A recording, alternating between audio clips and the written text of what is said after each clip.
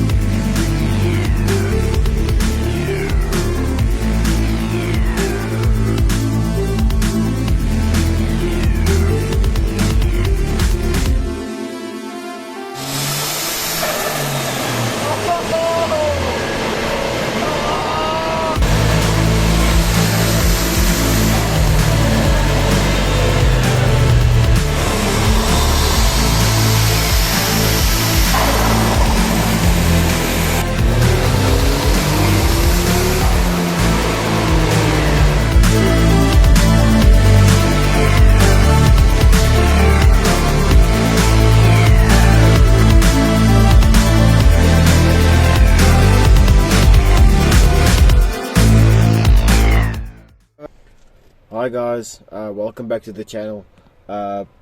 So yeah, it's been a minute since the last video I posted where the car started and I had the fueling issues and stuff.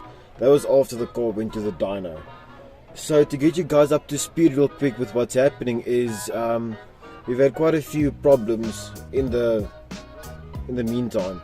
The car went to the dyno with a surge tank on and we removed that. So we had to remove the fuel pump because of fuel line issues and it got pinched somewhere, and it made a small little issue with the fuel pumps and overheating and stuff, and that's why we had fuel pump failure. Also we had the fuel injector failure because me being negligent and not putting in a fuel filter and me paying the consequences of such. I had to go down a couple of sizes in my injector size, so I think I had 480s at 3 bar and these are 360s or 320s at 3 bar if I'm not mistaken. Yeah, that's where we are at now. So we've got a smaller fuel system in general. We also upped the boost. We went to power mods for the first time and then had dyno runs there, and we had 62 kilowatts on 0.5 bar of boost, and then we went to Ross at RBTS Racing. I'll put a screen of the dyno graph as it is now. I don't have a printout from Power Mods. They unfortunately didn't have the facilities on hand to supply some of those. But yeah, so we're currently standing with 0.8 bars of boost. With the dyno graph, the picture of the dyno graph on the screen. I'm not exactly too sure about the power that it's been making because I've had the car for about a couple of days now and it just slipped my mind. I think it's 162 newtons and 82 kilowatts or something in the ballpark about there.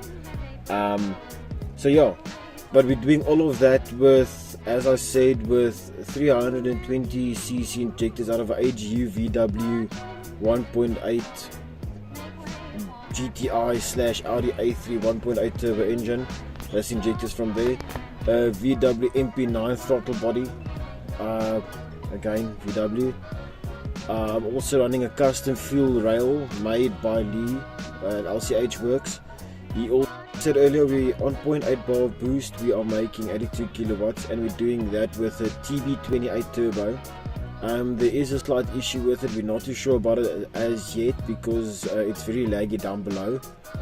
So we are gonna have to go and inspect it because that's just turbo issues. There's nothing else. The reason for that.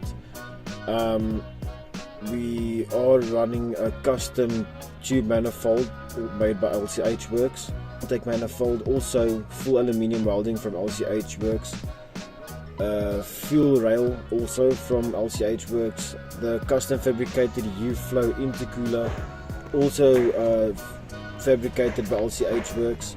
the custom breather / overflow tank supplied by LCH Worx, fabricated by LCH Worx, and then the 63mm stainless steel downpipe and exhaust, and some -6 braided / sleeved hose, expensive stuff, custom aluminium fittings, -6 fittings, proper fueling system with a 220 litre per hour Bosch fuel pump in the tank, in-tank fuel pump, because of that was the feed pump to the surge tank,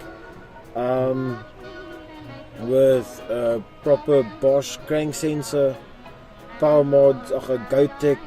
It's a GoTech Pro X ECU. Not running all the features. I still have to wire up the TPS sensor and I want to also get a wideband in here just for the ECU to be aware of what's happening a bit more, so there's a little bit more precaution there for safety and longevity of the engine. I'm also running 63mm boost pipes of the U-flows. Everything is on the one side of the engine, so there's no plumbing running across the hot radiator or going over the engine, and it's also minimal distance to travel, so it's also in theory supposed to be less laggy. I'm also running a 63mm intake pipe with a 76mm K&N cone filter, a reusable washable filter. Then I also got zero gauge battery wire running from the battery on the back to the start on the front into the alternator and the battery strap, so all that's also been done. Wiring, the initial layout was done by Lee, but the wiring installation and trimming and cutting and sleeving and stuff was done by yours truly. Also the relays and fuses also applied to the back of the glove box compartment where, and then also with me being naive, I thought it was not going to happen, and there was a slight problem with the car. We also almost caught the light. The car initially came off, everything was just got put back together. The tank was stripped out about 7 or 8 times, and then I put the wires back and I pinched the wires on one of the steel plates going into the tank, and that was 1.5mm wire, and because it can handle a little bit more resistance than the 1mm wire running behind the dash, it shorted and melted the wires on here, and it melted the wires going to the wipers, to the fan, to the indicators, to the hazards. So a bunch of the stuff's not working. Everything else is still working. Still have brake lights, headlights, and well, that's about that what you need on this car. And then the wipers I don't have anymore because of a naive, negligent mistake on my end. So that was a very, very big learning curve for me.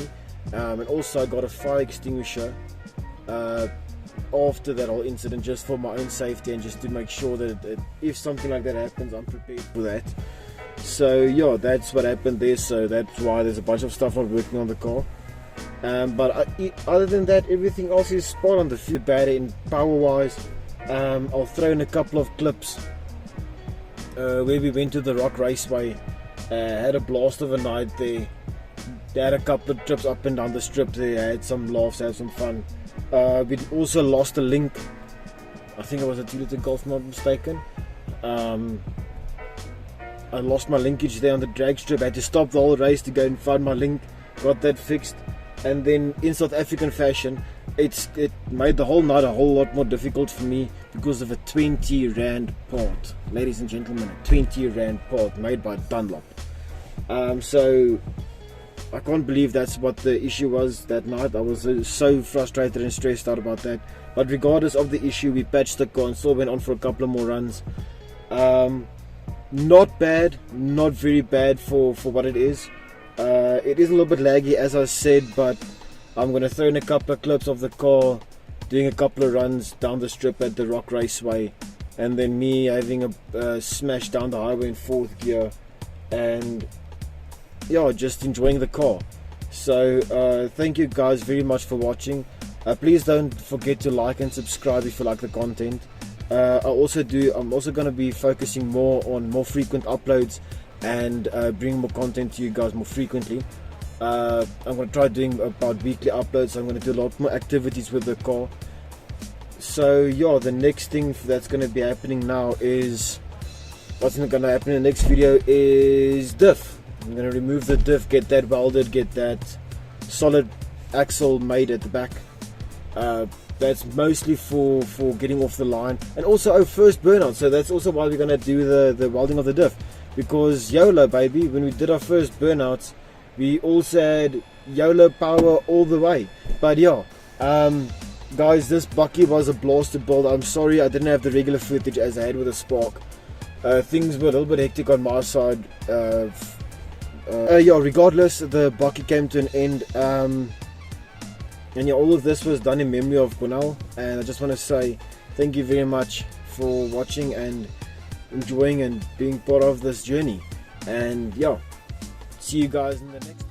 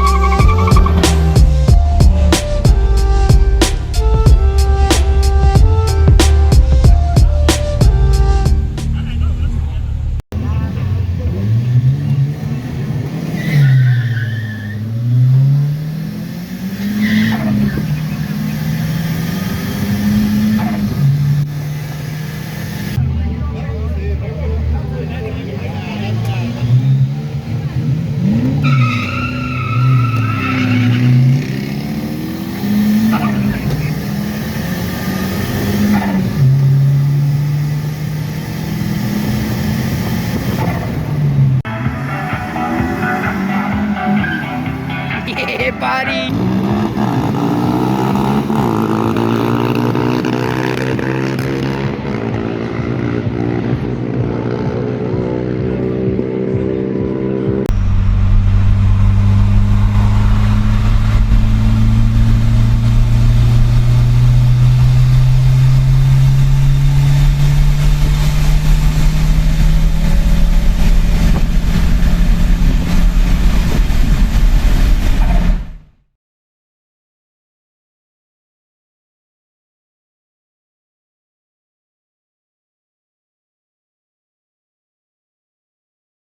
Throw it out there, subscribe and like the channel. Like Kazi said over here, if there's something bother you or you can correct us on, you're more than welcome to like and leave a comment at the bottom. Peace out, boys. See you on the next one.